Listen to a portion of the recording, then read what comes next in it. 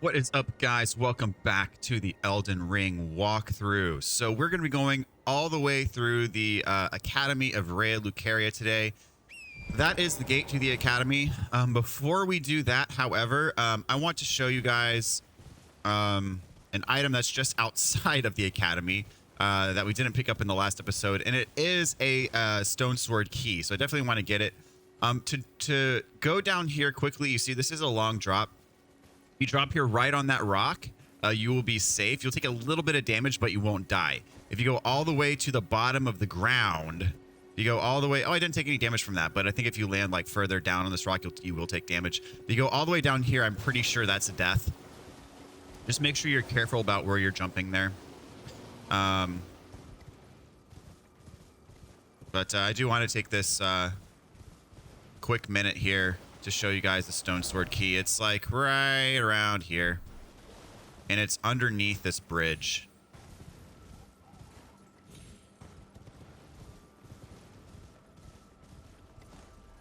So ignore this enemy.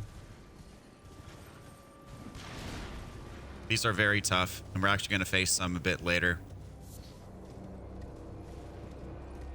This guy on horse I'll take care of, but he's not nearly as big of a problem. All right, so you see this guy over here sitting in a chair. He's got our Stone Sword Key. So we are going to warp right here to the South Raya Lucaria gate. And because we have our Glintstone Key, we can get in through here. If you don't have the Glintstone Key, you can't get through this door. To get the Glintstone Key, you have to go to this island. It's guarded by a dragon. You do not have to kill the dragon to get the Glintstone Key, but it is there. Once you have the Glintstone Key, you can go straight through here.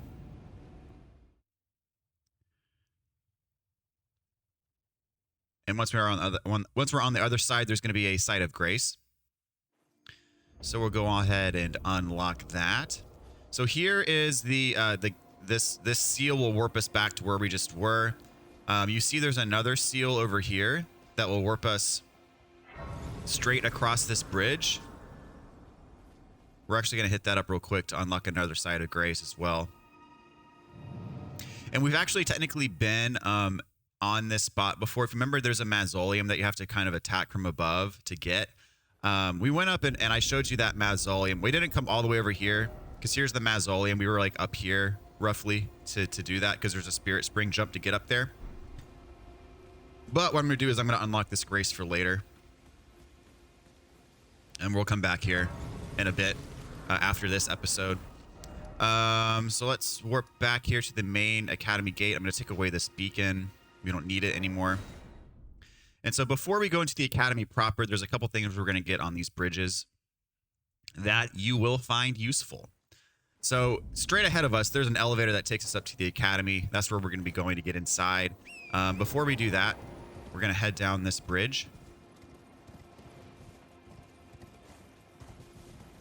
And there's going to be a golden seed at the end.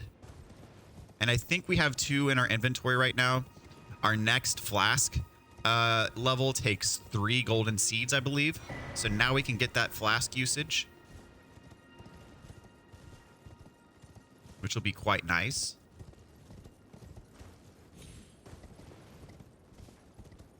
And we'll do that real quick at this site of grace before we move on.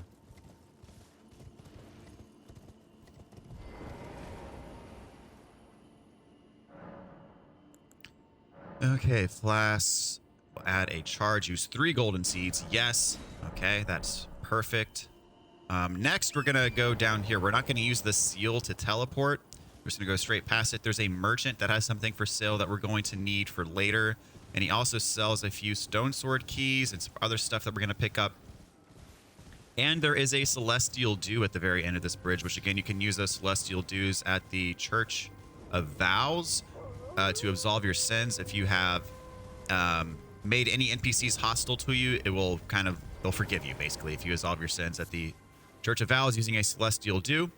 You'll see that there is a Bloodhound bro up there, so we're actually going to shoot him down with our bow and arrow before we go over there to get that item, because if he surprises you, his attacks are quite powerful, and he is challenging. So I'm going to hit him with a mighty shot, and then I'm going to run over there and just wail on him a bit before he can recognize what's going on. Because if you fight him straight up, he is challenging. And I'll show you. I'll leave a little bit of his HP just to show you his moves. He's the same as the other ones, but he has the teleport and he has the Bloodhound's Fang. He hits very hard. You know, that slam attack is going to get you for a decent bit of your HP. But anyway, took him out. If you get the edge on him, he's not nearly as difficult as if, you know, you pick up that Celestial 2. He's meant to jump down and surprise you. He's way harder if he gets the edge on you. So we got our Celestial 2. Here's our merchant over here. Get the smoldering butterflies. Oh, there's been an age. How can I help? Okay, so this guy's got a bunch of stuff. He has the Fanged Imp Ashes, which we're actually going to need these for much later on in the game. There's a puzzle related to these that you need these to have to solve the puzzle. 3 Stone Sword Keys, a cookbook that has soporific grease and a bunch of stuff to craft sleep-related items. And then we have a few hints. As we've been doing in the rest of this playthrough, I've been buying the hints and showing them to you, so you don't need to read them yourself. You don't need to buy them yourself to read them. We have Lost Ashes of War, which those can be used to duplicate your Ashes of War if you have a specific Ash of War that you want on multiple weapons. Of course, the main weapon that we're using now does not have the ability to equip Ash of War because it is a quote-unquote special weapon. Special weapons in this game have a special ability attached to them that can't be overwritten by an Ash of War, so... this could be useful if you're using a different weapon and have a special Ash of War that you like to use. We need to sell a bunch of runes to get this stuff, though, because it's quite expensive. So I'm going to sell all of these for 4,000. All these, probably, that might be enough to get all this stuff. Let's see. So we got our Imp Ashes, our 3 Stone Sword Keys, our cookbook. That's not enough. I don't think that's gonna be enough. And then we have the Preceptor Secret. Yeah, we need a bit more. So I will sell... I mean, I'm just kind of eyeballing it. I'm not doing any precise calculation here. That was a little bit too high, but that's fine. So we picked up the Preceptor Secret, Revenants, and Frenzied Flame Village. I'm going to show you what those say. And while we're doing that, how are we on Stone Sword Keys? We've got 10. So you may or may not even need to buy those from that merchant. We're going to pick up, I think, 2 more in the academy itself. So we're doing fairly good on Stone Sword Keys, but I generally like to buy them from merchants when we come across them. So those notes we just got, we got the Preceptor Secret. This says, Preceptor Selvius is hiding a dirty secret in a cellar among the ruins not too far from Sisters 3. The vile Graven Witch seem to be frequent visitors to that place. So he is, that spot that it's talking about is right here in the...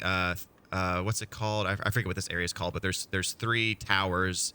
We're going to be getting there later. You can't get through there until you go through this manor. We're going to go through the manor a bit later on in the playthrough. Whoops. And then what else did we get from him? We got Revenants. The crawling royal Revenants and their followers are all cursed. Healing powers will harm rather than mend. So what that's saying is, you know, there's a few of them that we fought, and I've mentioned each time we fought them that I'm not a fan of those enemies because they're very, very tough and very spammy. They kind of come out of the ground. They raise up out of the ground.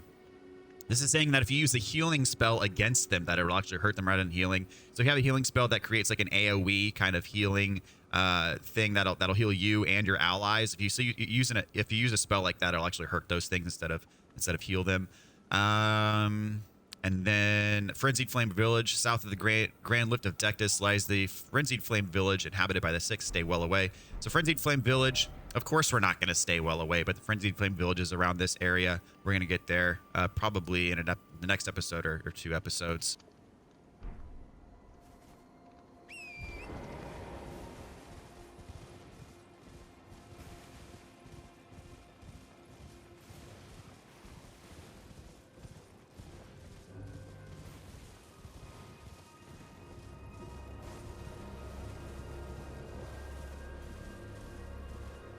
All right, so now we're just headed back up to where we technically could have warped, whatever. But this is back where the Site of Grace is, and now we're going to go into the Academy. It is time, ladies and gentlemen, for us to finally dive into this dungeon. I really do enjoy this dungeon. I like it a lot. I think it's a bit shorter than the Stormvale Castle. Not a problem with me, but I really enjoy, I guess, the aesthetic and the atmosphere of this dungeon and the layout. The enemies can be a little bit annoying, but overall, this is I do enjoy this dungeon quite a bit. So up here, we got 2 of our mages. I think we've seen some of these before. If you run up, they are just going to straight up spam you all the way up the stairs. So I like to take one of them out first from afar, because these guys just straight up spam their ranged magic spells. So taking one of them out makes it a lot easier, and you'll see what I mean. Like just one of them, you'll see how he spams. So imagine having 2 of those at the same time. It is quite challenging. Okay, and there's going to be a bunch of those kind of mage enemies that we face, the sorcerers in here. And as, you know, speak of the devil, there's one right in front of us. Before we attack him, there's a bunch of marionette soldiers, and you see they're dropping down. I think I may have went slightly too far forward, because you can, if you are sneaky enough, you can shoot them while they're still hanging up in the ceiling.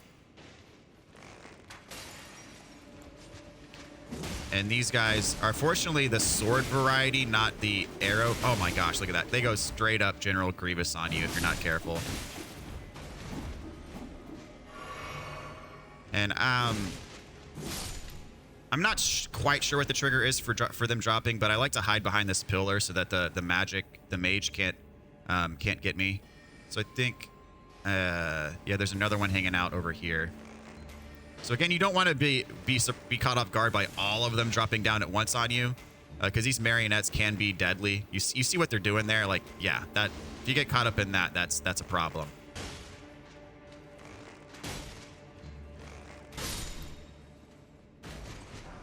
So now he's coming over. I'm gonna let him kind of do his thing and hide from his attack. And there might be one more. I think I've killed 3 of the marionettes. I think there's 4 of them in here. Yep, there's the 4th one.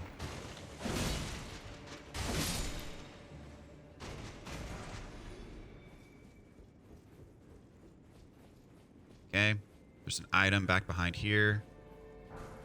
Somber 3. And a golden rune 2. And then, guys, don't miss this. There is an invisible wall here. So behind here, we get a rune arc. So actually, I found this. I spotted this place in my first playthrough, because you could be up. Later, we're going to get up there on the rooftops, and I kept looking down on this like cemetery thing, and I saw that item. Like, how do you get down there? And then eventually I was like, okay, I had to like map out in my head. Okay, it's from this spot, but then there's no path from there. And I was like, there has to be an illusory wall, and I actually found it, but it took me like over an hour to get there. So saving y'all some time. Let's see here. Over here, there's a site of grace.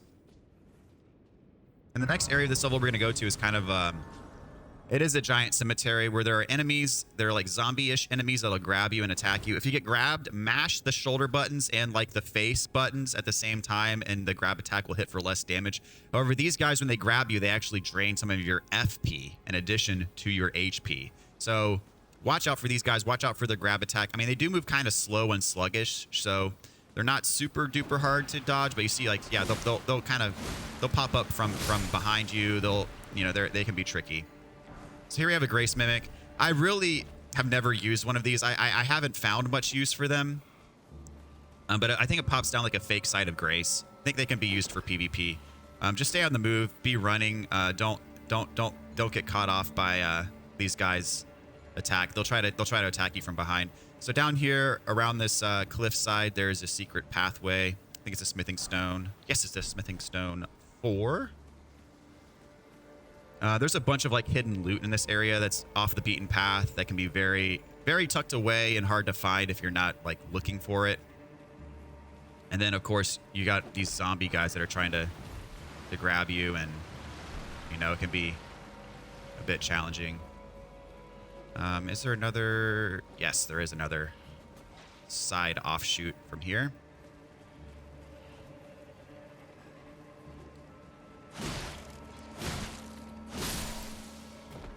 And there's actually 2 ways to get to where we're going right now. So we got to make a little bit of a jump. I'll show you I'll show you how this path connects in just a second. So up here, we're going to have 2 marionette soldiers. Let's see if I can sneak up on them. Nope. These ones have the bows. Those ones are super, super deadly. So we get the marionette soldier ashes. So you see that bridge? If we would have stayed up top, we would have crossed over that bridge eventually, and those guys would have been sniping us. So the other way that you can get over here is if you start down that bridge, you can just drop off right there, and then you'll come up and be able to get those marionette soldiers.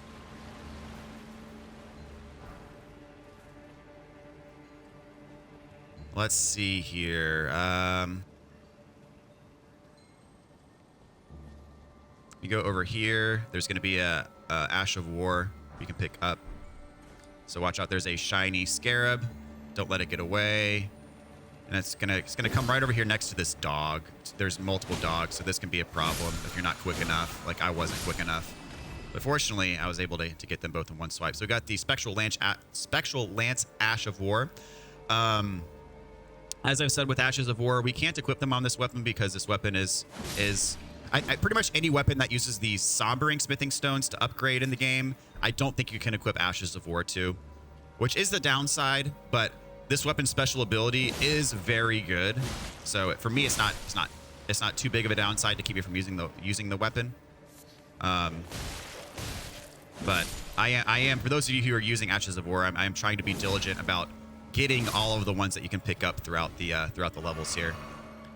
Okay, so over here, got some magic grease, and then over here we can drop down, but we're gonna take a different path around. Run straight past these guys. I don't find it's really worth it to kill them. I mean, they don't give you a huge amount of runes, and it is easy to get ganged up by them, because they can sort of swarm you. So the way that we're going to drop down is if you take a right outside these gates, you can drop down right here. And then this takes you right by this first item. It saves you a little bit of backtracking maybe, but it's a gold rune.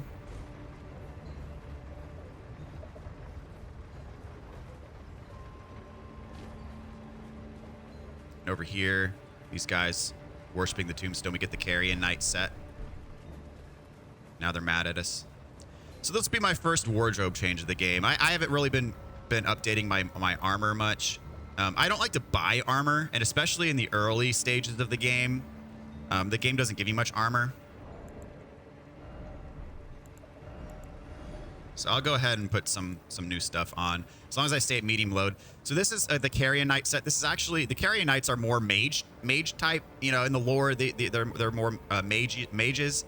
But you see this armor is heavier than what we have on, and it's actually a bit sturdier in terms of its damage negation. So we do get better damage negation from equipping this armor. So as long as we stay at medium load, I'm going to put this stuff on. Make sure I'm not gonna get attacked, but that's why I kind of went over to this corner. Carrion Knight. Yeah, so we're at medium load, so that's all well and good.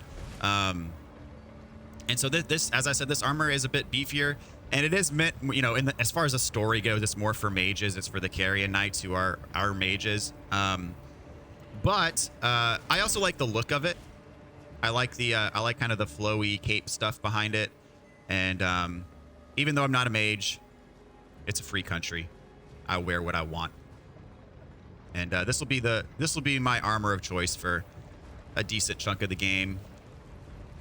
As I said, I don't like to buy armor, because armor in the grand scheme of things doesn't make that huge of a difference in terms of your defense. But I like to make sure that I get the essential stuff first. So this guy looks intimidating, but he's not that bad. You can do a jump attack, and he staggers pretty easy. He does have gravity attacks. I think we fought 1 or 2 of these before. So yeah, he does have these gravity attacks. That's an AoE. And yeah, I think he also has some projectiles that he'll summon. But he does stagger. You can also do your Bloodhound's Finesse on him, and that'll hit him for pretty big damage. We get another Somber 3 for doing that. And so this is the water well. And if you remember when we talked to Patches, he mentioned this. He said there's, you know, something about the water well in the academy. And if you go all the way to the basement, that there's this thing that'll transport you to the base of the Erd Tree.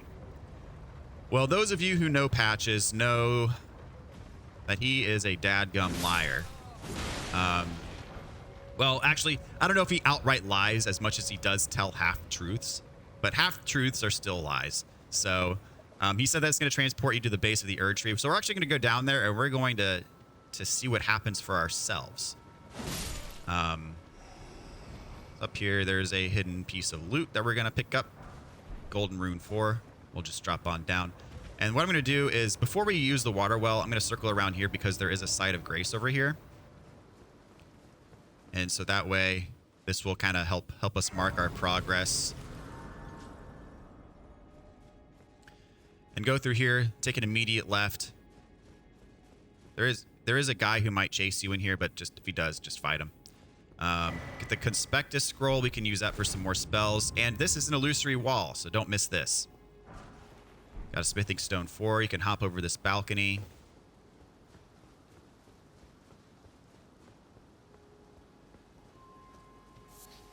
From here, you can climb up the rocks. And down here is another item that is very well tucked away, but you can view this from plain sight. That's where we just were, but it's hard to get up here. So you'll see this item and it'll taunt you from far away, and so you learn about that illusory wall. What we just picked up is our first kind of Mage Helm. The Olivinius Glintstone Crown. What this does is this increases your intelligence, but at the cost of some of your HP. We're going to get a few of these masks as we progress. This is the first one. And there is an item down here as well. Some crystal darts.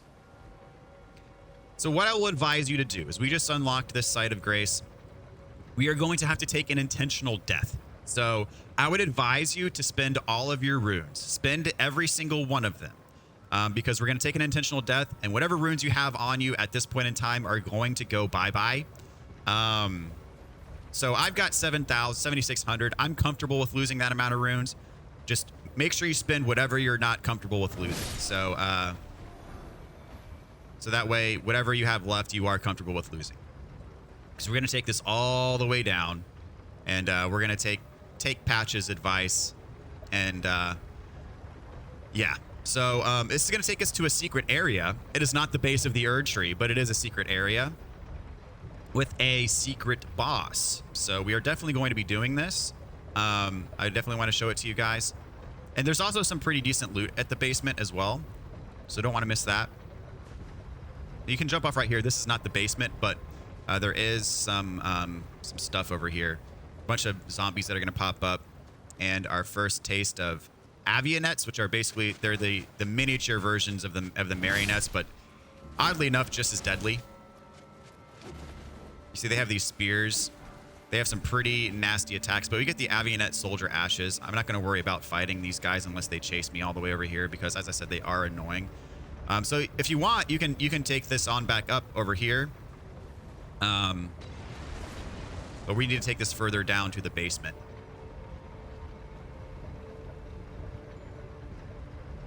So jump on here, and you're going to want to jump off right here too. Now that is a tough jump to make, but you can take this all the way down. But if you take it all the way down, you're going to get attacked by this thing immediately. This will at least allow us to have a quick edge on it. We do need to allow it to kill us, but there's actually some loot down there that we want to get first. We don't want to allow it to kill us immediately. So going this way, taking the long way around will help us get the stuff down here without getting killed by it first. And so, as I said, in order to get down here this way, you have to make that kind of sketchy jump. But you can do it. And if you get dropped off at the very bottom here, it's not the end of the world either. So you see, there's the abductor. That is what we need to kidnap us. There's an item straight ahead. I'm just gonna run. Make a break for it. Don't stop. This thing's gonna chase after you. And it does hit quite hard. So we get a Smithing Stone 5. You want to climb up these rocks, crystals, whatever they're called. And then there's an item over here as well. Lost Ashes of War. So we could have purchased those from the merchant, but now we pick those up. So if you want to duplicate your Ashes of War, that's what you do. You need to take these to the smith, at Round Table Hold, he'll upgrade your or he'll duplicate your Ashes of War. So there's another item down here, right across there. You can barely see the shiny. We're gonna go after that. That's gonna be a talisman that negates fall damage. So we picked up soft cotton a couple times, and that negates your fall damage if you fall from too high up.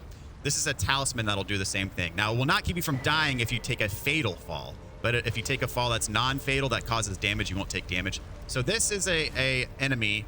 We actually have to die from his grab attack.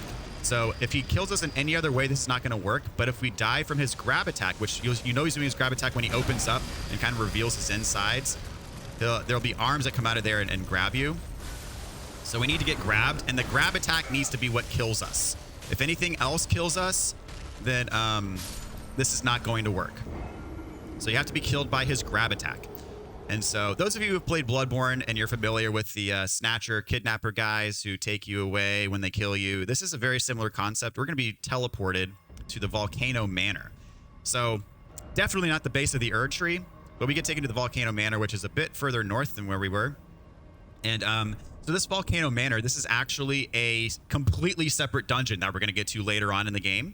I'm not going to go through the actual dungeon now, but what this is this is kind of a secret part of the dungeon that is only accessible, at least to my knowledge, if you get abducted by that specific enemy in the basement. So that we're going to face more of those enemies later on, but only that one in the basement will transport you here. And as I said, this is kind of a secret area of the Volcano Manor dungeon that you can only access by doing what we just did. And there is a secret boss here that we can only fight by coming to this area. So the lava is actually not nearly as bad as you might think lava would be. In Dark Souls, lava is almost an instant kill unless you are highly prepared for it and you give yourself extra fire resistance. But this lava is not so bad. You'll see that you move extremely slow in the lava. And there is a way around that, actually. What we're going to do is we're going to equip a dagger. And more specifically, you're going to want to make sure that this dagger, which most daggers do, has the quick step skill.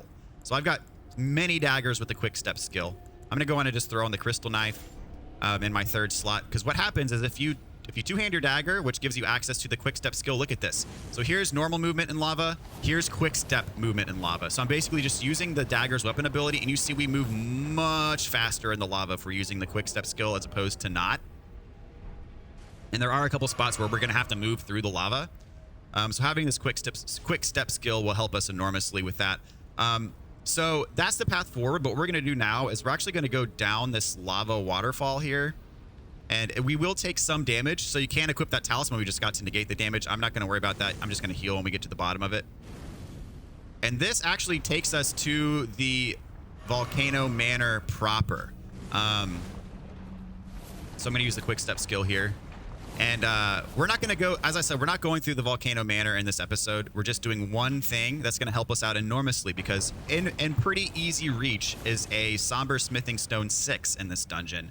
And so that'll help us upgrade our weapon one more level from +5 to +6. And that's going to help us do an enormous amount of damage. I feel like, this game puts us here and it gives us access to this. So I feel like we might as well take up the game on its offer, help us do a little bit of extra damage. So the way to get over here is there's actually a snake enemy around here. They do hit quite hard. But what we want to do is we want to go on these rooftops. And you want to stay sprinting because this jump, you're going to have to be sprinting to make the jump. So hold the sprint button all the way through the jump. You get to this roof and then jump over here. You get to this roof. And then all the way at the end, we'll get to this roof. And this is going to be our Somber Smithing Stone 6. Somber Smithing Stone 6. So if you remember, we went to this dungeon earlier than normal. And I didn't pick up anything in this dungeon except for, I think, for the map. And I said that the reason for that was I wanted to leave the loot intact for when we come back here later. I want to show you guys how to get all the loot. I don't want to feel like you have to rush through to get stuff. So much the same concept with this dungeon. I'm going to leave the loot intact except for that Somber Smithing Stone 6 that we just picked up. I'm not going to pick up anything else here so that everything is there for when we come back to the Volcano Manor later. And I can show you guys where all the loot is. So right now we need to take an intentional death. And what that'll do is it'll warp us right back to where we were before, where the abductor took us. Because the only way to get back up there, as I said, you can't get there normally through the course of this dungeon. The only way to get up where we were is to warp there. So taking an intentional death there will get us right back to where we were before. And we can continue on with this secret path now that we have our Somber 6. You also notice that since we've been transported, it's the same thing with the trap chests. We've hit a couple trap chests. You cannot teleport out until you find and rest at a site of grace.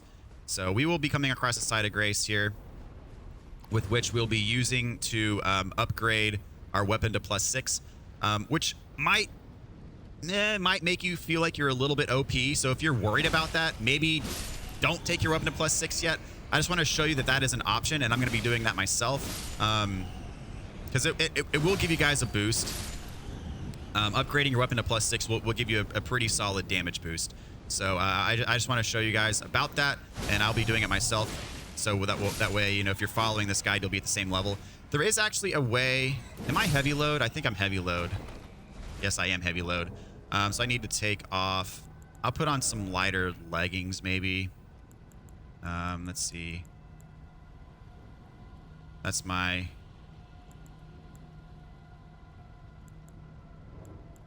Maybe these. Yeah, these will work. There we go. Back to medium rolling. There's actually... You do have access to a Somber 7 here, but you have to go through a decent chunk of the dungeon to get there.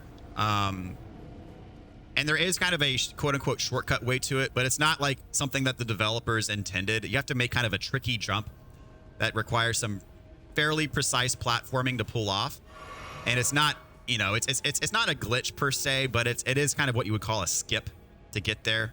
And so I don't want to make you guys feel like you have to do that to get to, you know, the level of weapon that I have. I don't want you to feel like you have to do like a tricky like skip or something like that to get a material that I, you know, would be using. So I'm going to leave the Somber 7 behind, and believe me, we're going to be doing more than enough damage with our +6 weapon. And as I said, that tier 6 Somber Stone is very easy to get to. The 7, not so much. So I'm going to leave the 7 behind, and we're going to get the 7 when we come back here later. But as I said, believe me, we are going to be we're already doing more than enough damage at +5. But we're going to be doing some pretty crazy damage at +6. And we will be fighting the boss here. This is a tough boss. It gave me a lot of trouble in my first playthrough. Granted, my build is way more honed in on this guide than it was when I did my first playthrough.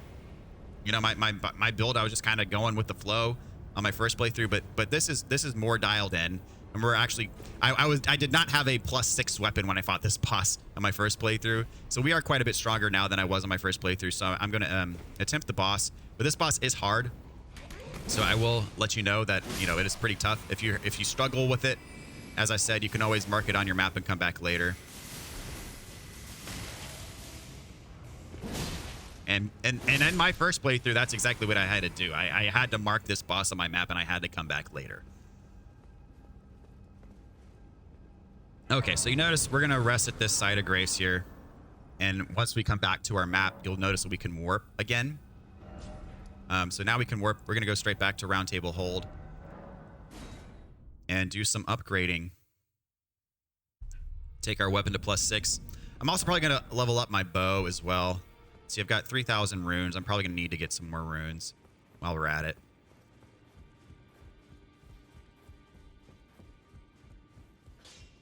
Well, I took you no matter to lay out your arms. Okay, strength and armament. So I can take this up to +6. And look, I mean, that is a pretty solid damage boost just from using this stone here. All right, so I want to take my bow up as far as I can.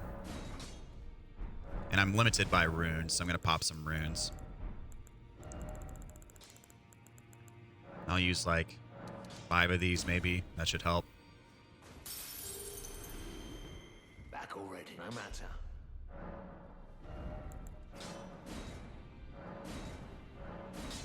Okay, so that gets us to +9. I'm going to check out my katana to see. I can't take that up. I don't have enough Somber 3s are my bottleneck for that. And then these I can take my hammer up one more, because I do use those for the crystal type places.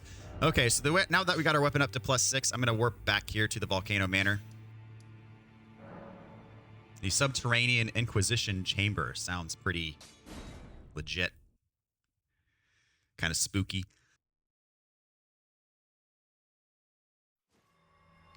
All right, so here we are back in the Volcano Manor.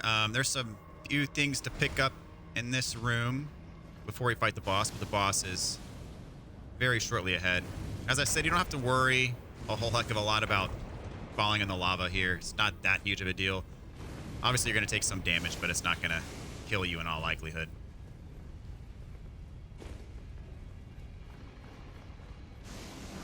Now that we got those, I was going to warp back just to get my health back, but I can't because I've got enemies on me right now. That's okay. I'll just pop a health flask and call it a day. So as I said, this boss is very, very challenging. It is a secret boss that you can only get by taking this route to the manor.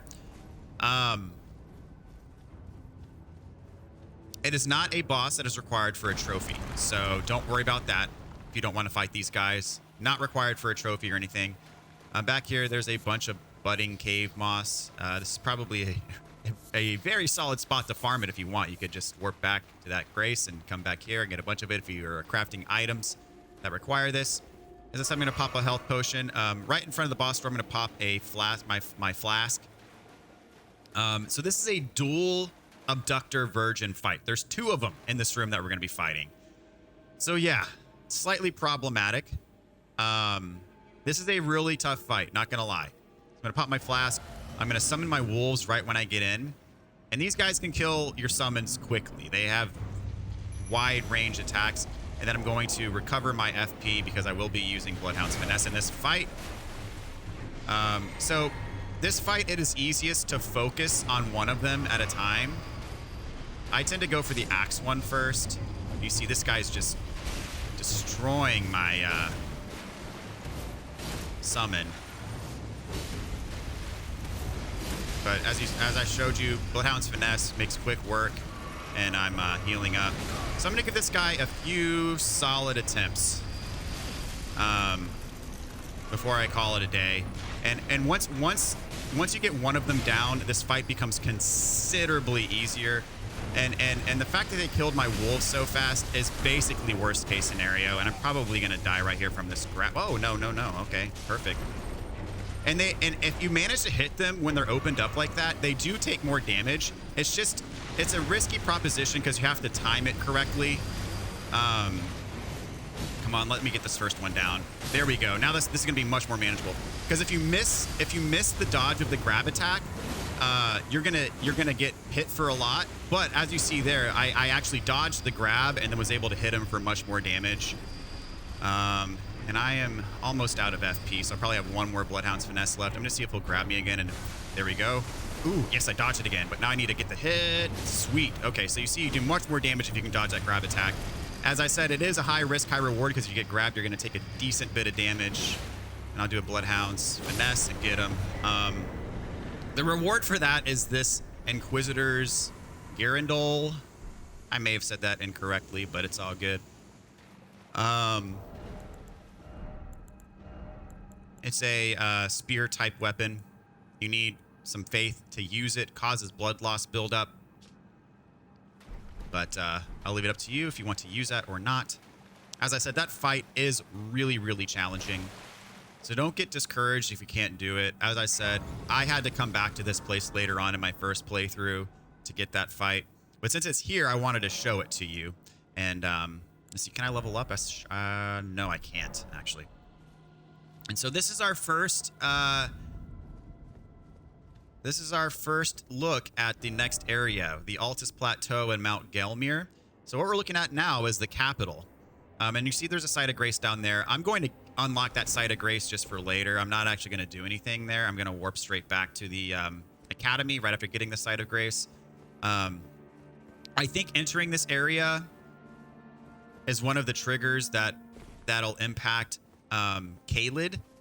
Most notably, the main boss in Caelid will be available now that we've been here. I do Caelid much later than probably most folks do, so we're not gonna be going to Caelid until we do this entire area first, anyways. But all it does is it makes it to where you're going to have to fight that boss before you can explore the castle properly. So once you kill the boss, then you can come back to the castle and then get all the stuff that you normally get otherwise anyways. But if you go to that castle first, you can get some loot first before, you know, triggering the boss event there. Not a big deal, though, because we're going to be doing everything anyways. And as I said, I do Caelid much later than most people probably do. Gonna get this guy. We're gonna carry on the main path of this level, and there's a lot of enemies. So you see these. We got the double sorcerer here. You just gotta stay on the move, stay on your feet. Whatever reason, I like the sound those guys make when they die. It's just like a really funny sound. It's kind of like they look like the Burger King guy. It's kind of like the Burger King guy choking on a Whopper or something like that. That's you can imagine what that would sound like. That's what it sounds like when these guys die. So you got a few of them over here. We're gonna take them from afar because you don't want to get caught up in 3 or 4 of them all spamming you at once. And plus, there's a giant jar over here that's gonna be attacking you. So good idea to snipe these guys to the extent that you can. There's another one over here, and then you see there's that one. Barely you can see him in the corner right now. I don't know if you can see him right now, but he's right there in the corner. If you run right into the middle of them, they're all going to start spamming you at once. And I mean, you can survive, but it just ain't fun. I'm going to take this dagger off. I don't need it anymore.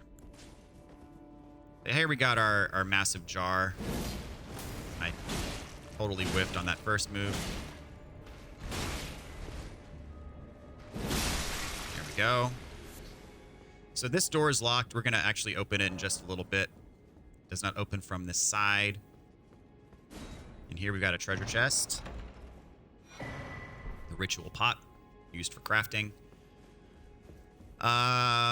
So if we go this way, you can, if you're quick, you can sneak up on this guy. There's going to be someone else behind you trying to snipe you, but if you get the critical on him, you're going to get some iframes. And there's a item over here while we're taking some damage, but that's okay. So there's the guy trying to hit us relentlessly with his magic. There's another guy over here, unaware of our presence. So again, with my talisman equipped, I'm getting a little bit of health recovery from doing critical hits. And I think there's another one over here. Yep.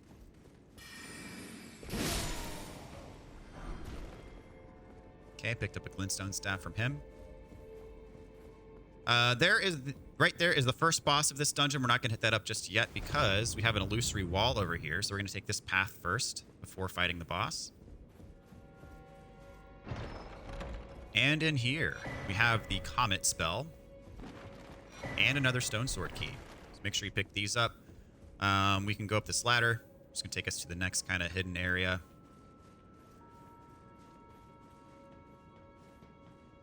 And so you want to go around the edge here. No item up here, these rafters, but you can hop over here. There's another hole that you can drop down through.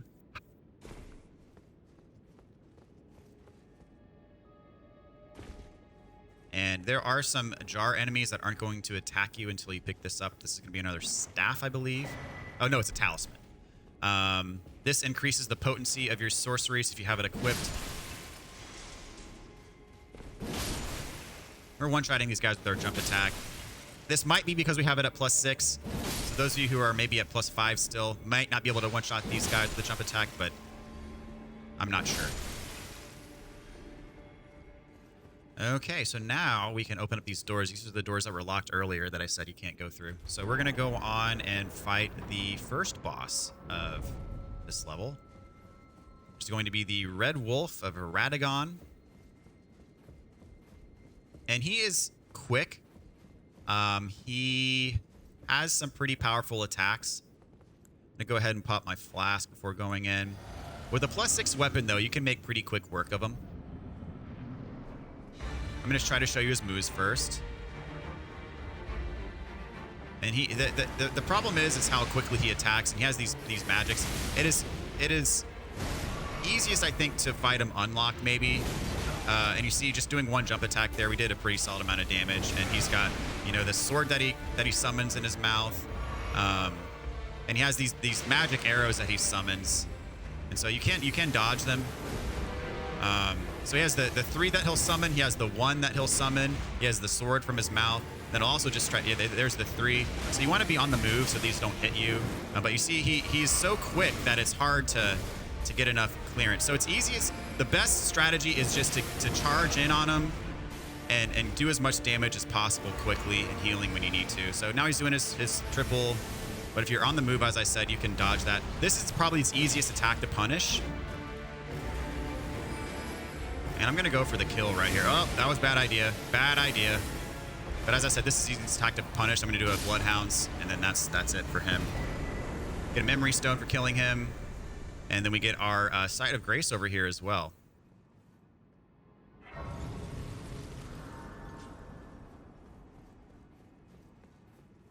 right, so the first thing we're going to do after killing him is you turn around here to your right, kind of hook back.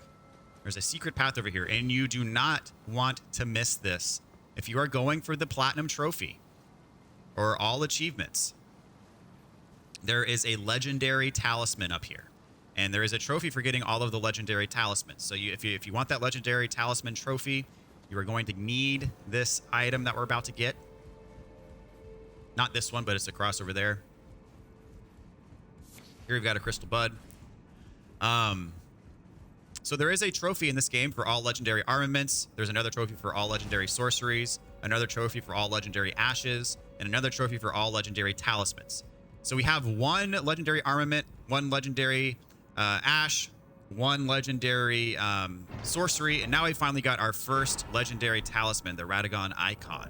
So what that does, look it up, is it shortens your spell casting time. So don't miss that. That is a legendary. You're going to need it for the trophy or achievement if you're going for 100% in this game.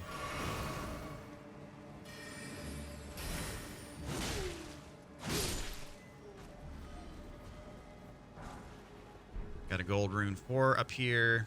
Now we can drop back down to kind of where we were before. There's some stuff down here along with some jars.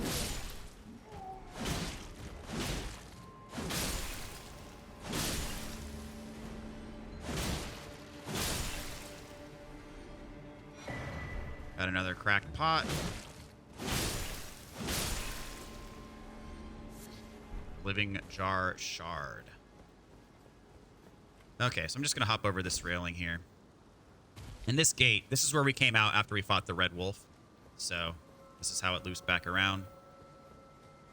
Can also go up here. A couple enemies. Up here, there's going to be some more sorcerers. So what I like to do is I just like to sprint straight up these stairs. If you sprint, you're going to dodge the bulk of their attacks. And make it so that they can't hit you later.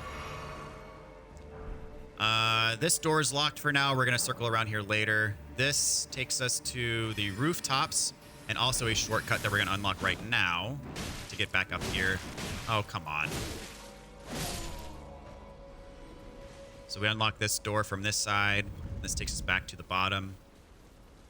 So that'll give us access to the shortcut, access to the rooftops later when we go up there.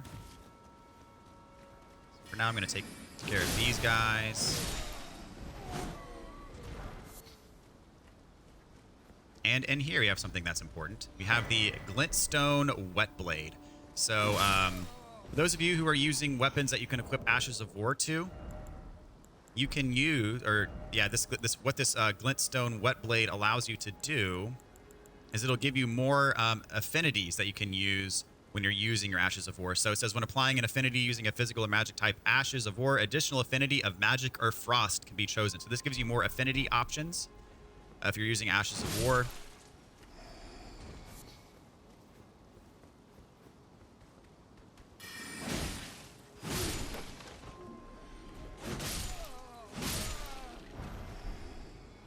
Okay, get the rune. I'm gonna pop off a heal right now. I should have rested at that Side of Grace to get my heals back. We'll see if I end up being okay. So over here, we have another Abductor.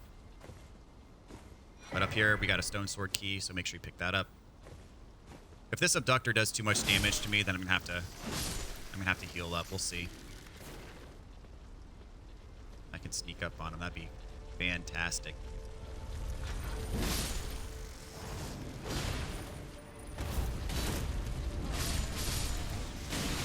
Oh my gosh. Yeah, that's my last heal. And I've got 30,000 runes on the line because I didn't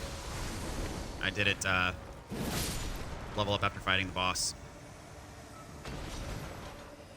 So, this is what we have the urgent heal spell for, guys. We're in a situation like this.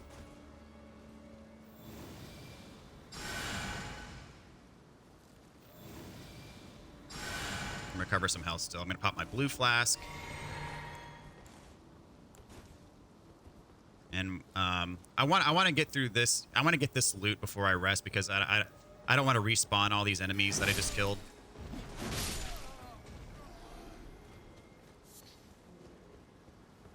So up there is the progression route. We're gonna go there in just a bit. And here, I mean, there's just some crafting stuff. There's gonna be a giant crab that spawns here. You don't need to kill it. He's gonna try to put you to sleep.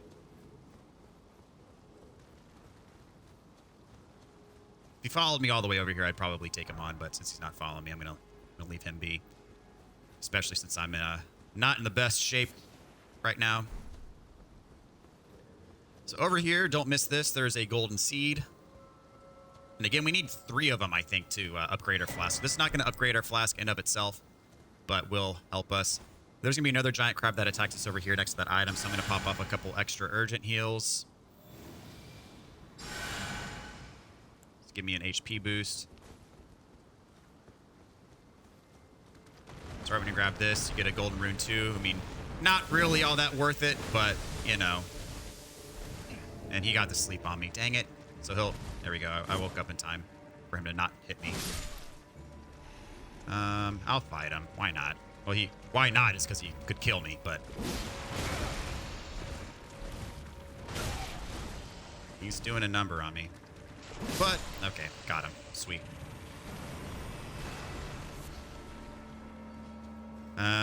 So once I get all the loot over here, I'm gonna rest up. Get all my life, my health, and my healing back. There is some other stuff to get over here. And, of course, I do need to level up. So, around this corner, there's going to be a Glintstone Crab. It'll give us an extra headpiece, I believe. Non-aggressive. Just got to beat it up. Yep, get the Korolos Glintstone Crown.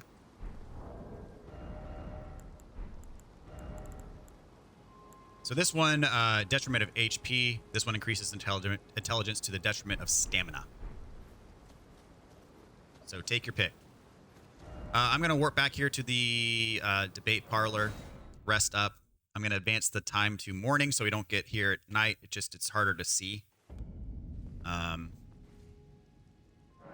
I'm going to pass the time until morning, and I'm going to level up. And those enemies that we just killed, I'm going to ignore. Let's see. So level up. Maybe you can get 2 levels out of this. I think I can. Yeah, I can pop some runes to get another level out of this. For sure. Let's see here. I need, I think, like 3,000 more. I'm use 4 of these. That should be enough.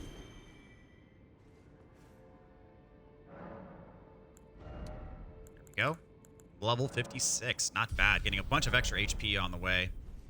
That extra HP is going to help us as we progress, especially into the next areas where the enemies hit a bit harder.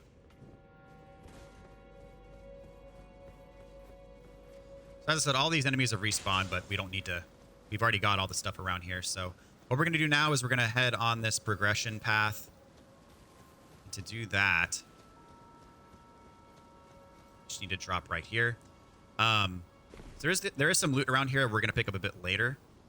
There's an item down there we're going to get later. And the reason for that is because when you get on this staircase, these giant bowling balls come after you. And I'm doing a very bad job of that. You can survive a hit, But if you position yourself correctly, because it bounces back and forth between the rails, if you position yourself correctly, they'll miss you. I just was not positioned correctly, so don't do what I just did. This is a door that's locked. We'll unlock it later. This is a portal that will take you to the Church of Vows. So we already have the Church of Vows unlocked. We don't need this portal. The Church of Vows is over here. Right here. Church of Vows. So this is where this portal will take you. Not really worth going through it, in my opinion. But if you want to go to the Church of Vows for whatever reason, you can use that portal to get there. Now, this guy is tough. This is an NPC. Moongrum. He hits hard. When his shield is out, he can parry you. So be careful with that. He can parry you. He does have quite a bit of HP, and he does hit relatively hard. He also has some magic. When he's running after me like that, I just kind of time my Bloodhound's finesse so that way he'll run straight into it. I kind of demonstrate that again. He can heal one time. So he runs at me. I just time my Bloodhound's finesse, and then it just hits him. That's the easiest way to deal with him, because as I said, he does hit hard. He does cast some magic. We get the Carrion Knight Shield for killing him. This is the path to the final boss in this dungeon, but we still have some stuff to take care of before we get there to the final boss. There's some enemies over here. There's a sorcerer. Get him out of the way. But yeah, that Carrion Knight is tough. I want to say he killed me a few times on my first playthrough. He parried me and one-shot me on one of those times that he killed me. So what we're going to do now is we're going to rush down here real quick just to unlock the shortcut. And then we're going to head back to take a side path. So unlock the shortcut, and I'm going to run straight back.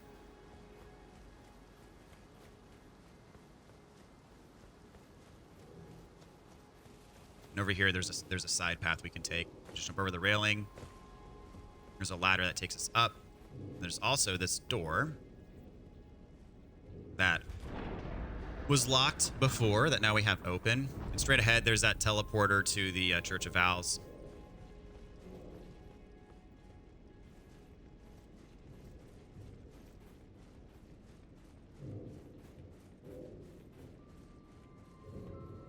And up here, we've got a pumpkin head and a couple more sorcerers. So pumpkin head, I like to sneak up and then do a special. And that basically takes care of them. And once we take care of these sorcerers up here in the pumpkin head, those giant bowling balls on the staircase stop spawning. So it's safe at that point to go and pick up those items.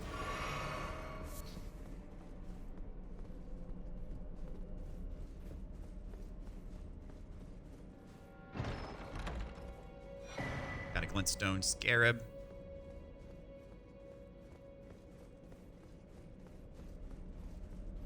Okay. That's all this up here. So we could drop down and get those items, but what I'm going to do is there's another item we can get over here if we drop down on this roof. Right here. And this takes us by the teleporter back to the Church of Vows. We get a golden rune 7 for that. We're dropping down right there. So now we're going to get the items on the stairs. Now that we don't have to worry about the giant bowling balls.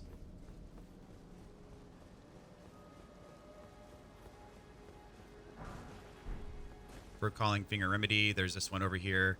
Jump over the edge. Just make sure you don't fall off. Crystal Darts. There's the one all the way here at the bottom. Smithing Stone 5. So what we're gonna do next is the rooftops. And there's a bunch of loot on the rooftops, so don't miss the rooftops. I'm just gonna jump over the rail here. And then if you remember, we unlocked the shortcut to the rooftops just a few minutes ago. Not gonna fight the abductor again. No interest whatsoever in doing that. We'll get this guy. And this guy.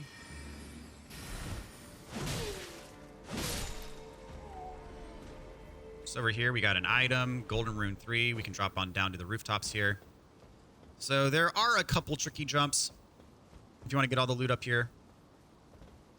Fortunately, the trickiest jumps don't take you to loot that's particularly important, but there is one thing up here at least. No, there's 2 or 3 things here that we want to get on the rooftops. So watch out for those marionettes. Don't let them surprise you. There's an item on the other side. Whoops. I think one of those marionettes dropped something too. Golden Rune 4. Let's see what the marionette dropped. Marionette soldier armor and a Cuckoo Glintstones. So next we got to climb up the ladder.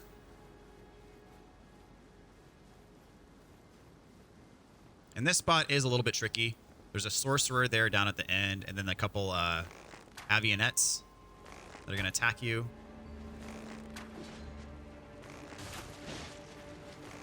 So see how he's kind of like malfunctioning? He's like spazzing out big time. If you're close to him when he does that, that's gonna kill you. That's happened to me before where I was too close when they were spazzing out like that, and each one of those little swings of his weapon when he's spazzing out counts as a hit. So don't underestimate these guys, they'll take you out.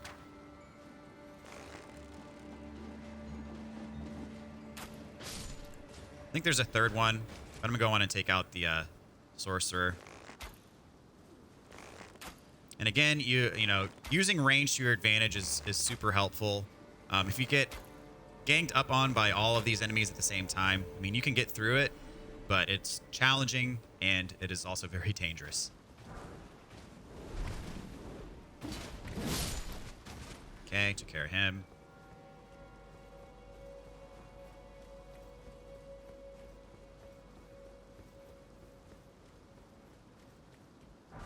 Meteor bolts back here. So the way forward is to drop down here. So this item stumped me for a good long while. I'm going to show you kind of a quote-unquote easier way to get there, and then I'm going to show you the intended way to get there. So the easier way to get there is you see this little spike right here. You position your camera like this. You jump and just nudge the control stick forward. You're going to land on top of it. And you see this gargoyle head. You can actually jump on top of this gargoyle head and get over here and get your item. If you do it this way, you're going to miss what's up there. It's a crossbow. If you don't want the crossbow, you don't have to worry about it. But the intended way is actually to jump on this roof right in front of us. Right there, you see that roof that's right below us? You can jump on that. It's easier to jump on it from up here. So if you sprint all the way to the edge, jump at the very edge, hold the sprint button down through the entire jump, you're going to land on top of that. And you're going to land on top of it with a bunch more of a buffer than you would if you did it the intended way. So I'm going to show you the intended way. Again, this way is easier than the intended way, but you still have to sprint all the way through. You still have to hold the sprint button all the way through your jump. You still have to jump at the right time, but it does give you a bit more of a buffer. Again, this is a spot where if you have a lot of runes on you, you might want to spend them before attempting this. But I am going to show you the intended way through here. And the intended way is to make this jump from right here, which it looks like it's too far, but it's barely not. And again, you want to hold the sprint button, jump at the precise right time at the very edge here, kind of when the concrete hits, the white concrete. And then hold the sprint button down all the way through the jump. And again, if you do it from up there where I just showed you, you're going to have more of a buffer than you do from when you do it right here. But if you hold it down, jump at the very end, hold sprint through the whole thing, you're going to land with just enough space. So from here, you can go left or right. Going this way is not going to get you anything that you wouldn't be able to get otherwise. But going this way is going to get you to a crossbow that you would not be able to get otherwise. And as I said, this is the quote-unquote intended path to get that smithing stone that we just got a few seconds ago. But as I showed you, you can kind of make those clever little jumps and make your life a little bit easier as opposed to having to make a much more dangerous jump that I just showed you to get to this spot. Lots of marionettes. There's going to be a couple that drop down in here, too, as a surprise.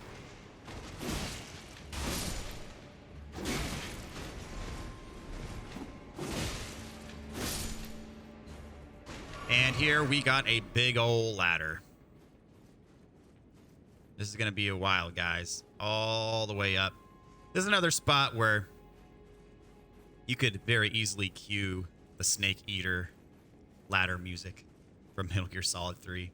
Because this is a long ladder. But it's going to take us to the top of this tower. And as I said, there's a crossbow up here. If you don't care about this crossbow, you don't have to go through all this. But I want to show you where it is in case you do want it. So right here is our crossbow. And then we can drop back down from here to get to where we were before. So, if you didn't already have that item, that's where it is, right in front of us. So if you didn't already have that item, you would, if you took the quote-unquote intended path, you would drop down on this roof, drop down on this roof, and your item would be right here on this body. But we got it already from making those jumps earlier. So this is I wanted to show you guys the intended path, but in my opinion, it is a little bit easier to make those jumps than it is to make the much riskier jump. So I wanted to show you guys both methods of doing it. And as I said, you know, there's that path that takes you to the right. If you make this jump again, we're not going to do it again because making this path to the right is not going to get us anything new. And in fact, we're going to miss maybe a couple things if we take that path instead. Because you can't get back up here once you go that other way. There are going to be a few more enemies that we have to deal with, though, but not really too big of a problem. There's a couple more marionettes.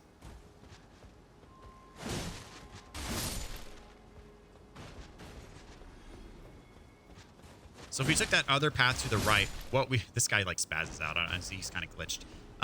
You would not be able to get up to this item, which is a gold rune 4, because you can't. Once you would drop down that tower, you can't get back up here unless you warp back to the main plaza and then take this entire rooftop path again. So you can drop down here to the side, and we're not going to drop down here just yet. Because if you go this way, there's another path we can take. And we get our second Imbued Sword Key. So if you remember, the Imbued Sword Keys are what allow you to open up the portals at the 4 belfries. We've opened up one of them. This will allow us to open up the second one. We're not going to go there quite yet. We're not going to go back there until we get our third key, which we'll get in Caelid. And I'm not going to go to Caelid until much later in the game, so just keep that in the back of your mind. If you want to go to the 4 belfries right after getting this and unlock another one of those portals, be my guest. You may or may not have a good time. So this ladder, we go down. There's going to be another Glintstone Crab, I believe. This is going to give us another mask. Oh, no, it's not. No, this is not the Glintstone Crab. This is a Somber Smithing 4. And so if we had went to that right path, you know that jump, the sketchy jump, take the right path. You're going to drop down these scaffolds, and you're going to get dropped down right here on the Somber 4. There's nothing else up there on those scaffolds that you can get, so it's not worth it in my opinion, because once you climb back up this ladder, you're going to miss that rooftop path that I showed you that I think it had a gold rune 4 on it. So just some food for thought. So climb back up this ladder. You can jump over here now. Some more marionettes. Some more of the little ones too.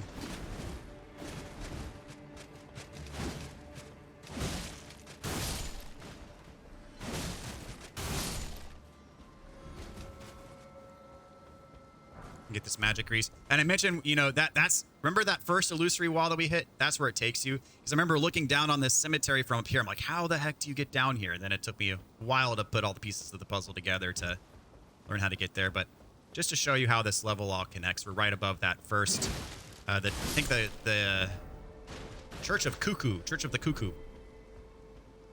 We're on the rooftops of that now. And let's see, we can drop down here. Actually, we don't need to drop down. So you see, there's nothing on top of these scaffolds here. So we don't need to be on top of those for anything. But what we're going to do now is we're going to go through here and we're going to drop down on the rafters. That's what we want. Let's see. So there's an item up at the top. Gold rune 3. And if you look, you'll see that there's an item on this chandelier. So if you're careful, if you line yourself up with this chandelier, very carefully step off. You see I'm just kind of very carefully nudging myself off the edge. And I just want to drop straight down. And this is our Academy Glitchstone Key. So we already have a Glitchstone Key. We already got through here. But the way the Glintstone Keys work is once you use it, it's like assigned to you. You can't give it to anyone else for them to use the key. But if you remember, there was a guy all the way back here who asked us for a Glintstone Key, Sorcerer Thops. So we're going to give that to him in just a little bit. And then, of course, once you're up here, you can drop down onto this path. There's going to be some enemies here, so beware. This guy, ooh, he's got the Carrion Greatsword spell.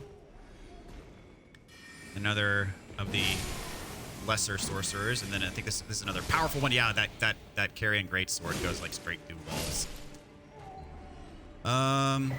Shattering Crystals.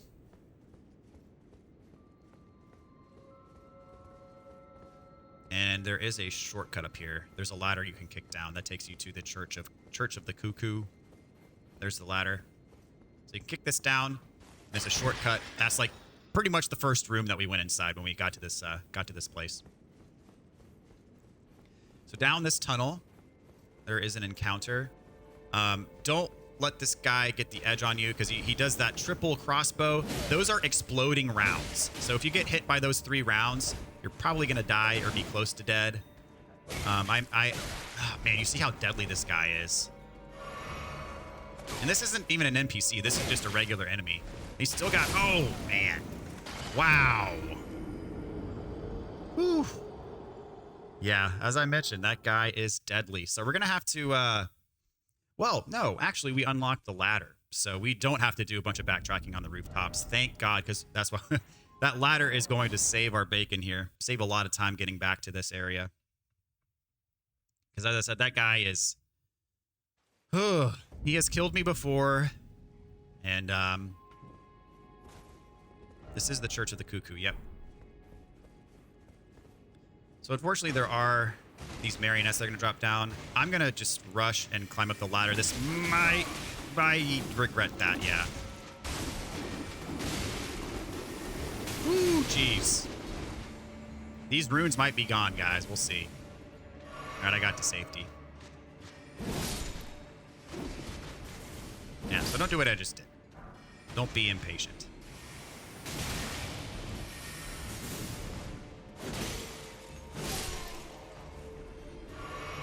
Now we can climb up the ladder.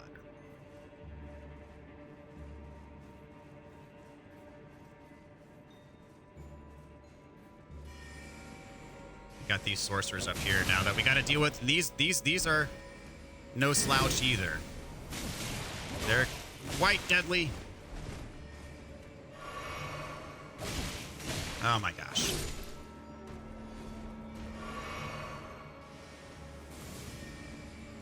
Jump attack on you.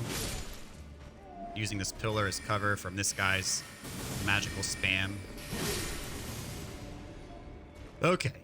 You caused me problems. I'm not happy about it. So crossbow, roll through. If he doesn't always, oh my gosh, he doesn't always use the crossbow attack, but see, that almost one-shot me. I'm gonna try to bloodhound him. There we go. Get the perfumer's bolts. That's what he was shooting at us. And my rune's back. And we get the Azir's Glintstone staff. So what he's guarding is actually a relatively powerful staff if you're a mage. Let's check it out real quick. Azir's Glintstone staff requires 52 intelligence. Reduces spell casting time of all sorceries, but could consume additional FP. So it's one of those trade-off type things. I'll leave it to you to decide if that trade-off is worth it if you're a mage. But a reduction in spell casting time can save your bacon if you're a caster. But of course, spending more FP is also, you know, that can be too drastic of a trade-off to actually use. So over here we have another Glintstone Crab. We're getting another mask for killing this crab.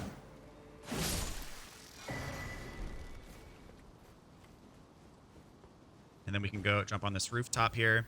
And this takes us back to the graveyard. This is like the first area that we were. We don't need to jump down here and go through that area again. We've got all the loot up here. So we don't need that. We're just going to go straight back here to the debate parlor. And now it is time to take on the final boss of the academy. Actually, no, I do not have enough to level up. I'm going to throw on my lantern, though. So we have unlocked the shortcut back up to where the boss is. There's going to be a few annoying enemies that try to hit us with their magic. And compared to Stormveil, this boss is nowhere near as difficult, in my opinion, as Margit or Godric.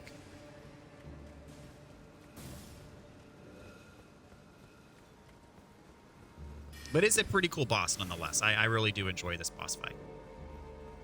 So go through here, take the elevator up. This is where that NPC was guarding. And we're about to fight Renala, who is the leader of this academy. So nothing else up here except for these giant doors, and this is going to trigger the boss fight.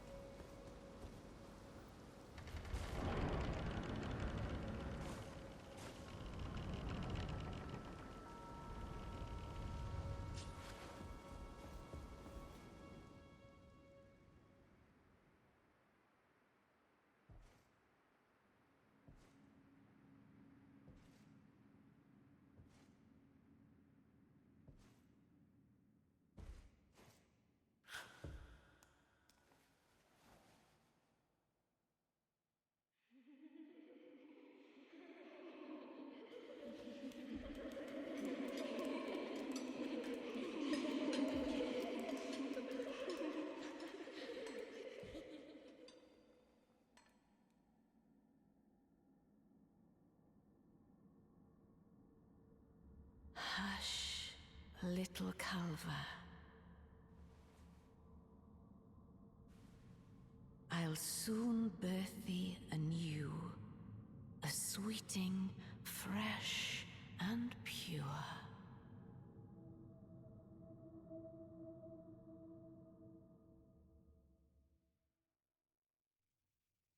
Okay, so this first phase is a bit of a puzzle. She's up here in that bubble. You see that there's one of these enemies that's throwing these books at us that has a glowing aura around it.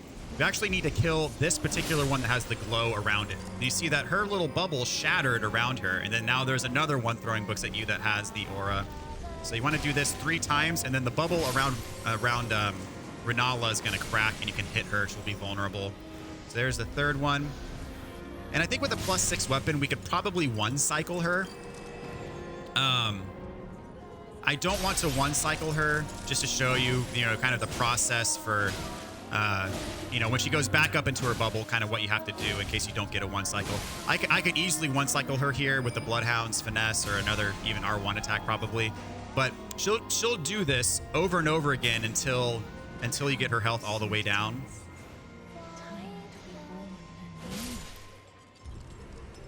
So again, same process with killing the one that has the glow around them.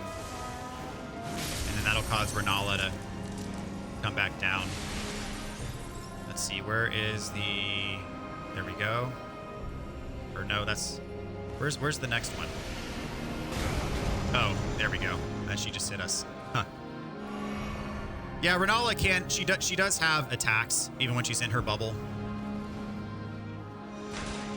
Here we go. All the way back here in the corner. All right, so now Renala's going to be vulnerable again. We're going to get our last hit on her. Make sure you're away from her when that cracks. I think that has an AoE on it. Okay. So there is actually a second phase to this fight. That is a bit more challenging, but not too horrible.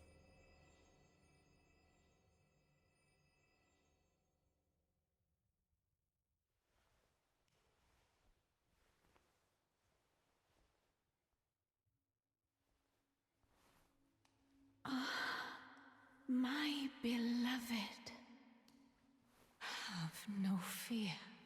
I will hold thee. Patience. Ye will be countless born, forever and ever.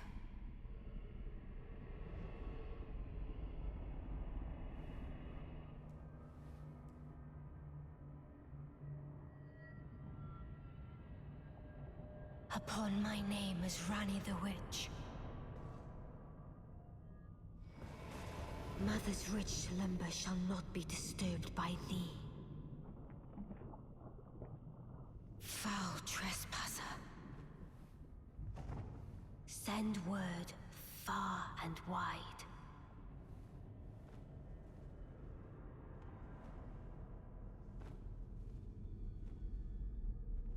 Of the last queen of Carrion. Renala of the full moon.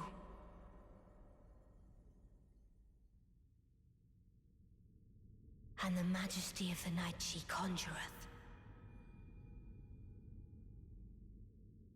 Okay, as soon as this phase starts, you're going to want to run to your left. Sprint to your left. Her first attack is Comet Azir. And, oh, man, it still hit me. Might want to... Normally, running to the left dodges it for me. But you might want to roll at that last minute, too. And then that'll leave her open to a few hits. But you don't want to get caught up in the middle of that. Because it'll hit you for a lot of damage. So she does a lot of magic type spells. If you're on the move and running, generally you're going to be safe.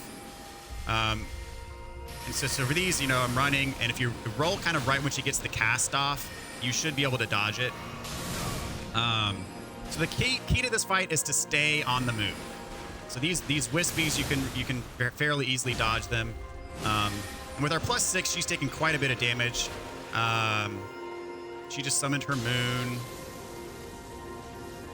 And if this hits you, it's going to make you more susceptible to magic damage, so you want to make sure that that doesn't hit you. She just summoned an enemy, so she has summons as well. We could summon in here if we wanted to. These summons you don't have to fight because they're going to disappear after a certain period of time. So she can summon this guy, she can summon a dragon, she can summon a giant, she can summon wolves. But I'm going to wait till he disappears. She's summoning someone else now. Let's see. She's summoning a dragon here. So the dragon, very menacing, but you don't have to fight it straight up. You can run away, and after about 10 seconds or so, 10, 15 seconds, it'll disappear. As I said, she can summon the bloodhound. She can summon the dragon. She can summon a giant troll. She can summon wolves. And if she summons the wolves, I suggest keep fighting her. If she summons the dragon or one of the stronger ones, you can just run away and wait for it to disappear. She can do her Comet Azir here. Dodge it kind of that last minute, and you'll dodge it. Not take any damage. I'm going to try to knock her out here. Enough's enough. Oh, she summoned her wolves. The wolves aren't as big of a threat as, say, the dragon. So you can still, you can kind of ignore the wolves, I would say. I'm going to get a bloodhounds off on her and hopefully take her out right here. Who's she summoning now? She's summoning another bloodhound. I'm going to try to get the last hit on her right here. Oh, she moved away. So she does have some tricks up her sleeve. Again, you can summon yourself to help yourself. Dodge right at that last minute. I didn't time that correctly, but if you're dodging, you're not going to take a fatal hit, fortunately. Summoning another moon. I just need to get that last hit. And we'll be done here. Come, oath-sworn giant. So you're summoning the giant. I just need that one hit, but I don't want to get greedy and end up dying, so. Here we go. All right. So she is challenging, but I just love this arena. The spectacle of it is quite grand. You got the full moon in the background. Pretty dang cool. So killing her, we get the Remembrance of the Full Moon Queen. We also get the Great Rune of the Unborn. Unlike the rune that we get, the Great Rune we got from Godric, this one does not have to be powered up at a Divine Tower. This one comes fully powered up. And what this Great Rune allows us to do is if we talk to Did he flee, my sweetings? we talk to Renala after the fight, From whence he hide. we now have the ability to respec. Books and light aplenty, dither not. Come out, say I, or will ye be gravestones, to be better born anew? So we can unlock this side of grace. So we now, as I said, have the ability to respec as long as you have a larval tier item. I believe we have a couple of them already, so you've been following this guide, you may have some larval tiers already. So if you talk to her, you can do a couple things. So we can be born anew now. Become a sweeting, reborn of my beloved. So what being born anew means is we can change the stats of our character. So if you're not happy with your build right now, you can change your build. So you can also change your cosmetics. You can change your name, your body type, all that good stuff. Or you can rebirth, which use a larval tier to accept rebirth. What this will do is it'll pull up a screen where it'll revert you to your base stats of whatever class that you picked. And then you can reallocate your levels up to your current level however you want into whatever other stats. So again, if you're not happy with your build at this point in time, You can change your stats around to your liking as long as you have a larval tier. Each playthrough, you're going to get several larval tiers. So you can respec multiple times per playthrough. But what technically allows us to respec is the fact that now we have this great rune of the Unborn. That's a great rune we got from killing Renala, and it allows us. It's used to perfect Rebirth. And as I said, unlike this Godric's great rune, this one you do not have to power up, so it comes already fully charged. And this chest is locked. We're going to be able to unlock it much later in the game. But that's all we can do here. So again, just wanted to point out the ability to respec. What I'm going to do now is I'm going to warp back to Round Table Hold. And we're done with the Academy at this point in time. What I'm going to do now is, since we've gotten our second Great Rune, there's some stuff we can do here at Round Table Hold. The first thing and the most important thing that I would like to point out is we can talk here. My doubts, but look at you. Only once before have I seen two great runes together. Look there. The fingers shudder with exuberance. Fine work, brave Tarnished. The greater will is pleased. You have earned the right to become Elden Lord.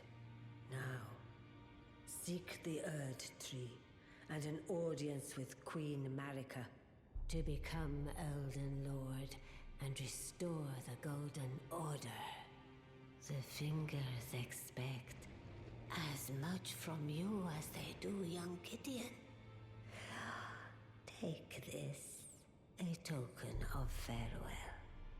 Okay, so I said the reason this is the most important thing we can do back in Round Table Hold is because talking to her gives us our next talisman pouch. So now we can equip up to 3 talismans. Now, very nice. Go forth. Become Elden Lord. Okay, so let me see. We can ask about Queen Marika. We can also receive power from our remembrances. So from the remembrance of the Full Moon Queen, we can get the Carrion Regal Scepter. Requires 60 intelligence to use, but is probably one of the best stats in the game. We can also get that Full Moon spell that she used against us. Requires 70 intelligence, but if it hits, it reduces magic damage negation for whoever it hits. We can also get equipment, so we can get Renala's armor set as well. Queen Marika is the vessel of the Elden Ring, carrier of its vision. A god in truth. But after the Elden Ring's shattering, she was imprisoned in the Erd Tree. A grim punishment for shattering the Order, despite her godhood. The fingers speak. Marika's trespass demanded a heavy sentence. But even in shackles, she remains a god and the vision's vessel. Confer great runes to become Elden Lord and join Queen Marika as her consort. The fingers have willed it so. Now you may go. Okay. So what we're going to do now for the rest of the episode is advance some of the side quest lines.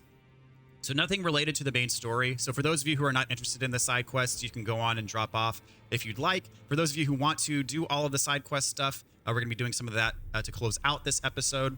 Nothing that is required for the Platinum Trophy will be done here. Nothing that will really impact the game in any major way. But if you're interested in some of the characters and the lore, we're going to dive into some of that here. So just a fair warning for those of you who do not want to sit through a bunch of dialogue. So anyway, the first person that we're going to talk to is Fia. Over here. I am pleased to see you again. Would you like me to hold you? And we need her to hold us again Now, to unlock her next come dialogue. closer. And what triggers this dialogue is the fact that we got our second Great Rune. The second Great Rune kind of unlocks this series with her.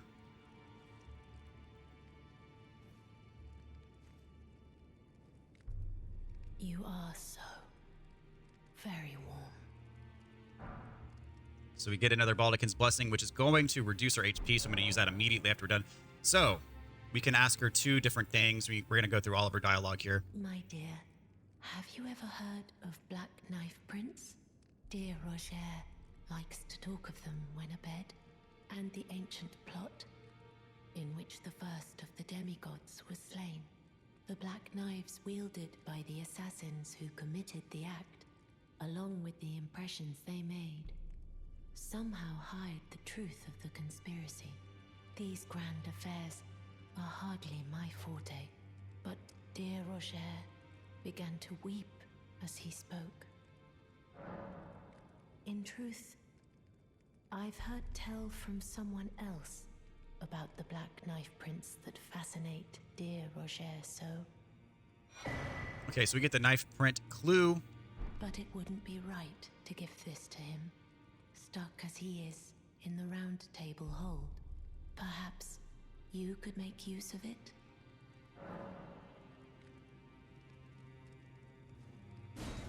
Okay, so we have a map. And this takes us to where the black knife print is. We actually already have the black knife print because where we got that from, where the map is telling us to go actually, is this Catacombs, the Black Knife Catacombs. We've already done all this in here. We already have the black knife print, but this is where the map is showing you to go that we just picked up. And we can talk to her again. We actually need to have her hold us again to get the rest of her dialogue. Because this advances part of Roger's side quest, and this also progresses part of Dee's side quest. So these 2 different dialogue options will progress 2 different side quests. So may I ask a favor is the next one we're going to do. My dear, we already have the black knife print stuff. Might I ask something of you? Could you please find the owner of this dagger and return it to them? So we got the weather dagger. A certain person gave it to me as a gift. It's a very precious thing. It must have a special place in the owner's heart. So I would like for the original owner to have it back, if you wouldn't mind. Okay. I'd like you to find it's a very... Then good day. Okay, so from letting her hug us, we got another Baldicons Blessing, which again gives us a debuff to her HP. So I'm going to use that right away to take the debuff off.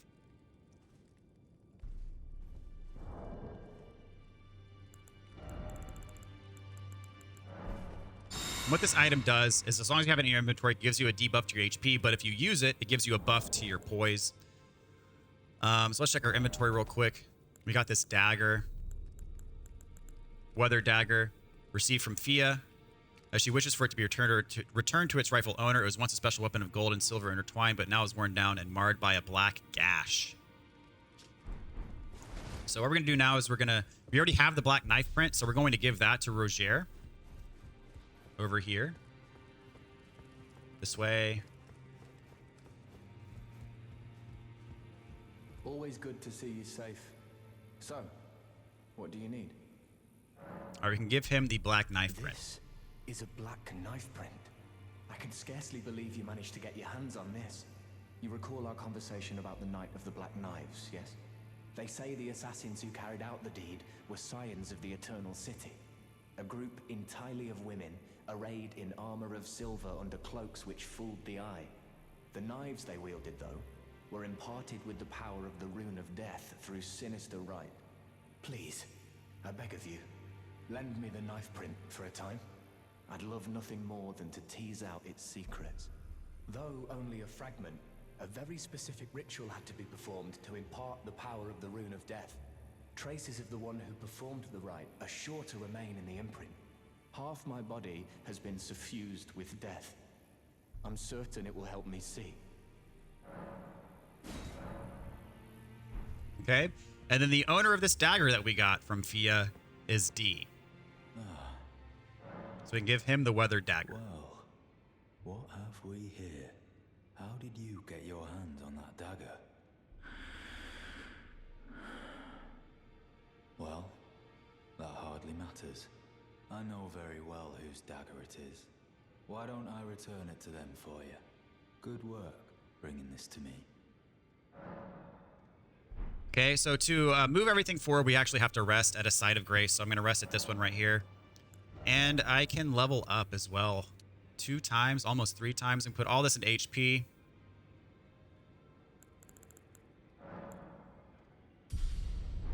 And you see D is gone. We'll talk to Rogier first. Ah, hello. I was hoping to see you. My examination is complete. Here's the knife print back, with my thanks. All right, so we get the black knife print back. Now I have a fairly good idea who performed the rite upon the blade. The person who orchestrated the Night of the Black Knives. Lunar Princess Rani. One of the children born to King Consort Radigan and his first wife, Ronala. Demigod and sister to General Radahn and Praetor Rykard. Hers was the name I discovered in the imprint. Truly, you have my thanks. But if I might be so bold, I would like to ask something more of you. If Rani truly is the one who plotted that fateful night, then she should bear the curse mark of destined death somewhere upon her flesh. I would like you to procure it for me. And then all will be laid bare. I will have the answers I have sought for so long. Okay, so he alludes to Rani. We're going to do her side quest a bit later in the game. I have some idea of Rani's potential whereabouts. There's a manor to the north of the Academy of Raya Lucaria. It is the familial home of the Carrion royals, from whom Rani descends. There's been talk of the old royals' vassals gathering there in recent years. Rani's whereabouts since the shattering are a well-kept secret. She hasn't been seen even once, but I suspect she might have returned to the manor in which she was born. I'm afraid there's something I must tell you. Do you know of those who live in death? The very notion of life in death defies the Golden Order. By Dee's account, these defiled fiends must be expunged. But truth be told, I seek the curse mark to save them. You may find this peculiar, but I discovered something in my examination of the Night of the Black Knives. These souls have committed no offense. They have every right to life, only they happen to touch upon a flaw in the Order. Yes, indeed. If Dee knew what drives me now, he would surely boil over with rage. Or perhaps he would even feel some pity. But no need to fret. None of that will come to pass. I can tell a good lie when I need to. Okay, so this all this conversation is kind of diving into the lore a bit. So he mentioned the Golden Order, who D is loyal to, and then he also mentioned those who live in death, which is Rogier is secretly loyal to that, and also Fia, the deathbed companion. She is also loyal to those who live in death. So D and Fia are diametrically opposed to each other, just in terms of their overall disposition and morality, I guess, as you could say. I mean, this game doesn't really tell you which side is right or wrong. It's just different people who have different goals in their life and serve different purposes. So he mentioned D serving the Golden Order. And then, of course, we have Fia, who serves the Lord of Death, those who live in death. And so, as we know in these types of games, bad things happen when people don't like each other. So let us go this way, and a new room has opened up for us now.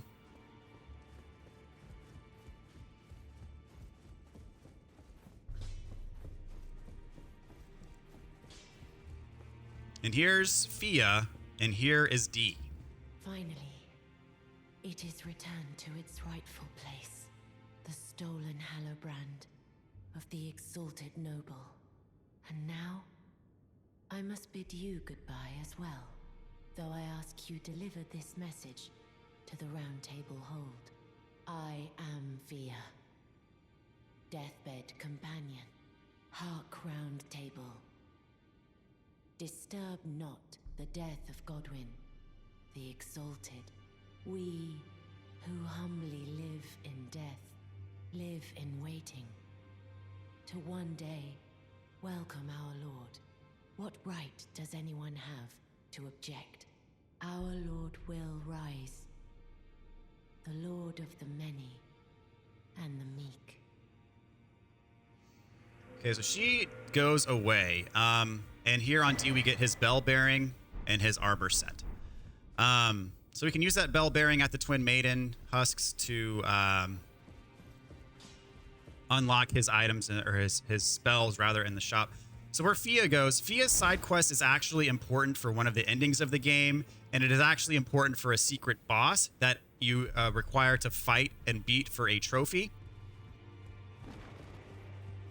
But all the stuff that we just did is not necessary to advance her quest line. You're going to miss out on some of this dialogue and lore if you don't do this stuff, but she's going to warp to her next area regardless. We could have skipped all of this stuff and she's still going to go to her next area, and we're still going to be able to do everything that we need to get from her for that ending and for that secret boss. So don't worry if you're skipping all this stuff. She's still going to go to her next spot later on in the game, and you don't have to worry about it.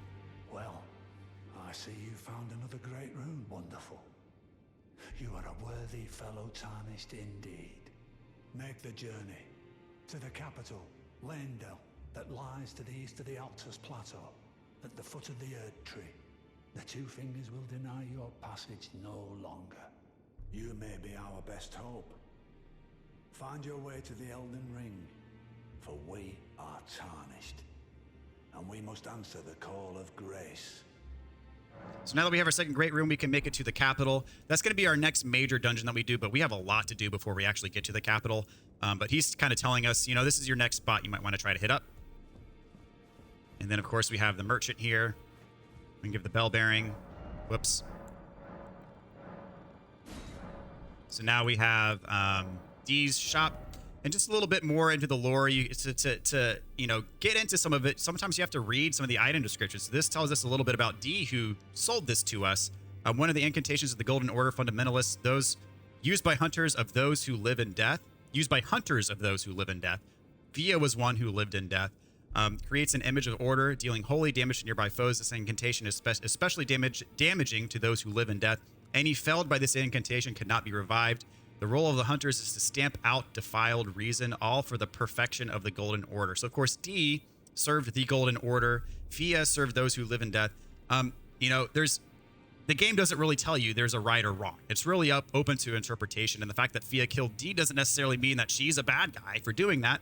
I think she just knew that if she didn't do that, that Dee was going to kill her first. So it's a matter of her getting to him before he got to her. Because as I said, their fundamentals are diametrically opposed to one another, just in terms of who and what they serve. So anyway, I just wanted to go into that a little bit, just kind of explain a little bit that's going on in this world that we've spent so much time in. And last but not least, since we have gone up to the upper plateau, we unlocked these graces up here, including this one, the Seathwater River grace, which was we got after fighting the Abductor Virgin boss. This door is now open. So I think the trigger for opening this door is by exploring up here in the plateau area. So now we can get to the Dung Eater. If this door is still shut, it might be because you didn't beat the Abductor Virgin boss, which I think if you beat that boss and then get into the next area right after that boss, like I did, these doors should be open. Or, you know, when we get to the Altus Plateau, which we'll be getting to before too long, this door will be open and you can talk to the Dung Eater. And he has a quest line as well. With your whole being, the pox upon life itself, feared and despised by all. The reviled blessing. Apparently not. You are but a lamb, a stranger to defilement, ignorant of your own ignorance. You no longer interest me. I've been long without peace. Don't spoil my quietude. Okay, that's all he has for us now. There's really nothing else we can do with him right now. But we'll get back to him later. He does have some relatively important stuff for later on in the game. We just wanted to show you him.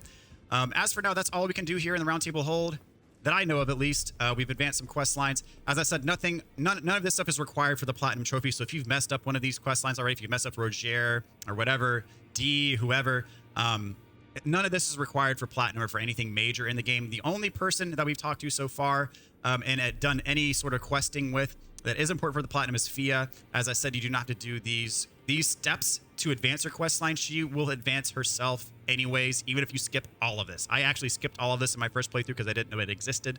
And I still was able to do Fia's full quest line. So don't worry about that if you were not able to do something that we just did here. So all that being said, I'm going to go ahead and cut this one here. It's been a long episode, but thank you guys for joining with me. It's been a lot of fun. And I will catch you all next time. Please like and subscribe if you've gotten any value from these videos whatsoever. And really appreciate you guys going with me on this journey. So I'll catch you guys later. And as always, take care. And I'll catch you in the next one.